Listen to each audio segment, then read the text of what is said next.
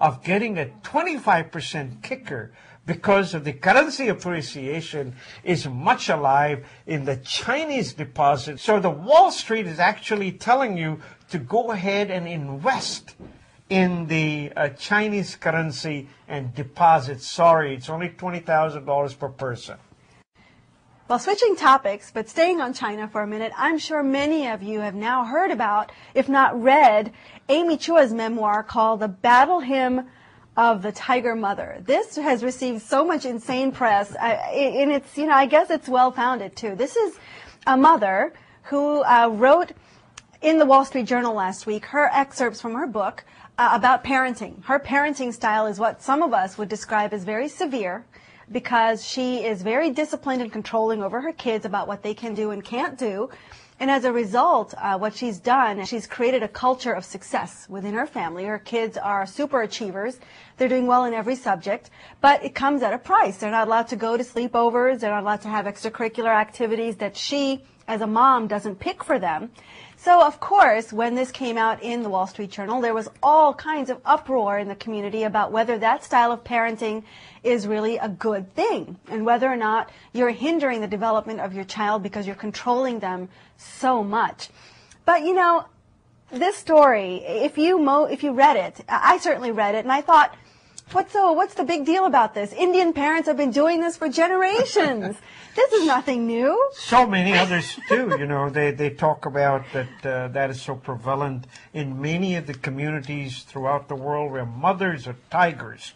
And they're the ones, they groom their children. They make sure you practice at the violin or the piano. You come number one as a student. I mean, of course, it's also done with a lot of love and a lot of emotional support. Now, in America, one of the things is that they want the child to develop.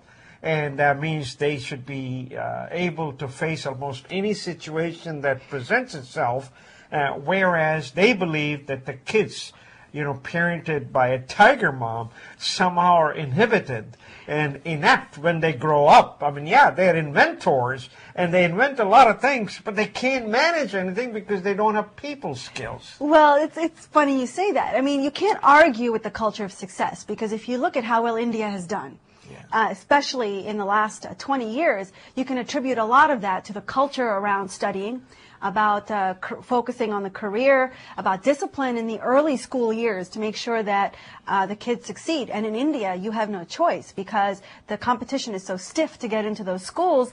You learn as a young child that you must study, study, study as a way to get into those schools and do well for yourself.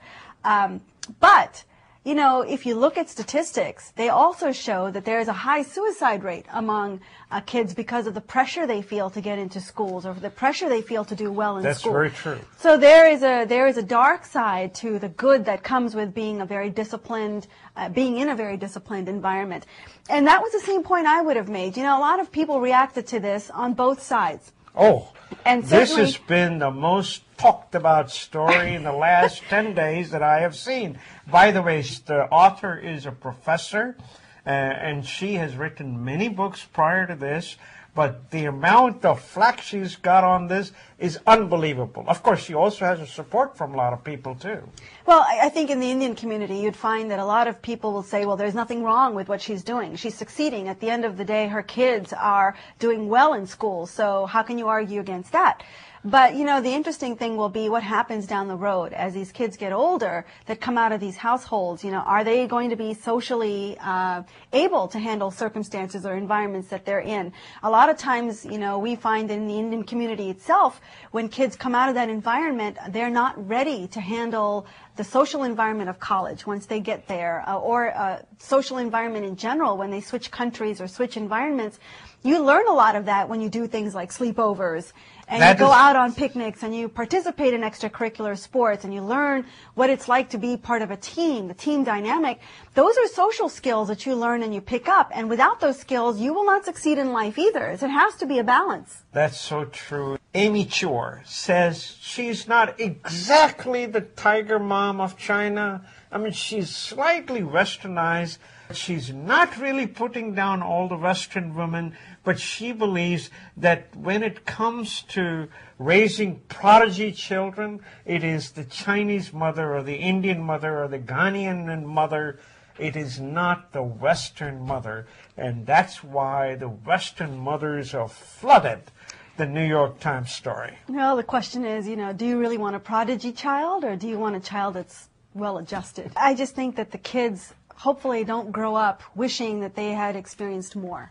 When you focus so much on studies, the kids sometimes grow up wishing they could have had their childhood done differently. And that would be a sad outcome. So hopefully that doesn't happen to her kids, and it doesn't happen to the kids that are in these kinds of environments. But there is something to be said for doing well in school because it sets you up for life. You can't argue with that. Let's talk about a fun item. Food. Folks, if you're interested in stuff called specialty food, it's an association made of numerous food makers, and they will be here in Washington, D.C. in June. I went there last time in San Francisco, and I keep track of it, some of the good things that come out of it. For instance, if you were to carry honey, it does not hold very well, and if it gets on your shirts or pants, it's messy. So one of these inventors who went through this similar experience has come out with what they call dried honey cubes. Just like sugar cubes, now you can get dried honey cubes. All you need to do is put it in the tea, and you have a natural sweetener. You don't need to have sugar. So that was one of the items that I thought was very interesting. But the other item, so far you have seen these vending carts, like ice cream trucks and the others. Well, now the trend is changing. How about restaurants being portable? In other words, they've taken the buses, they've put the kitchen on one side, 12 chairs on the others, and they're traveling. That is called portable restaurant. You can take it anywhere. What a great idea. That gives a whole new meaning to revolving restaurant. Now you can drive around and take people on tour while you're eating. But the best thing is, if you have to give a party, well, you don't need to cook it in the kitchen. They can come and have a drink in the house, and the bus can be right outside with 12. You can take your food from there. You can either sit there or you can bring it inside. I like the honey invention. It's actually very practical. And what I like is it gets you away from processed sugar. If you don't like eating the refined white sugar and honey is always messy to carry around with you, this is brilliant. Yes. But staying with food, how about this for a new idea when it comes to food vending machines? We keep hearing about them in schools being a problem because kids go after sodas and snack chips and it's not good for them. You know why? Under